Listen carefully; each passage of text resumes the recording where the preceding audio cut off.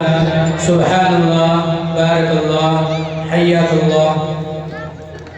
माशाअल्लाह, अभी अभी आप हज़रात के सामने हमारे मोहसिन करम फरमा और हमारे मुखलिस दोस्त और इस इदारे से बहुत मोहब्बत रखने वाले जनाब हज़रत क़ारी साजिद साहब क़ासिमी दामद बरकातुहुल आलिया कुरान पाक की तिलावतों से हमको मसरूर और शादा कर रहे थे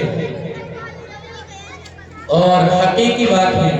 और उन्होंने बारगाह रिसालत माब सल्लल्लाहु अलैहि वसल्लम में भी बारगाह रिसालत माब सल्लल्लाहु अलैहि वसल्लम में भी अक़ीदत और मोहब्बत का नजराना पेश किया।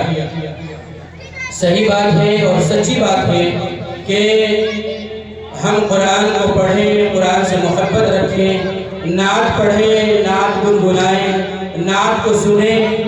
कल क़यामत के दिन अल्लाह ताला नात सुनने पर और नात पढ़ने पर और आप सल्लल्लाहु अलैहि वसल्लम से दिल की गहराइयों से मोहब्बत रखने वाले पर अल्लाह ताला नज़र रहमत फरमाएंगे और उसको अपना करीबी बंदा बनाएंगे।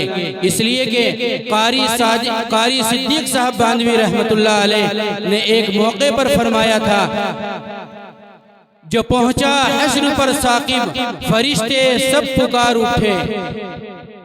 जो पहुंचा हश्र पर साकिब फरिश्ते सब पुकार उठे, मोहम्मद के गुलामों का गुलाम आया। हजरत क़ारी सिद्दीक़ साहब बानवी रहमतुल्लाह अलैह एक बहुत बड़ी शख्सियत थी और बहुत बड़े बुजुर्ग थे।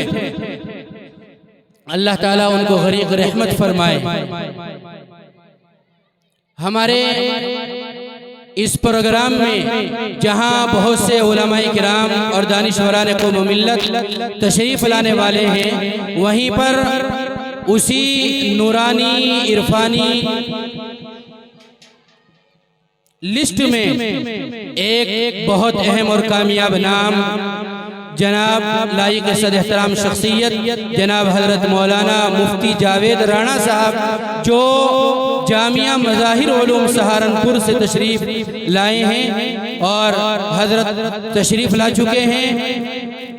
इंशाअल्लाह कुछ लम्हात के बाद हज़रत आपसे रूबरू होंगे और उनके मुफीद बातों से और कलिमात आलिया से आप लोग इंशाअल्लाह मुस्तफ़ीज़ होंगे।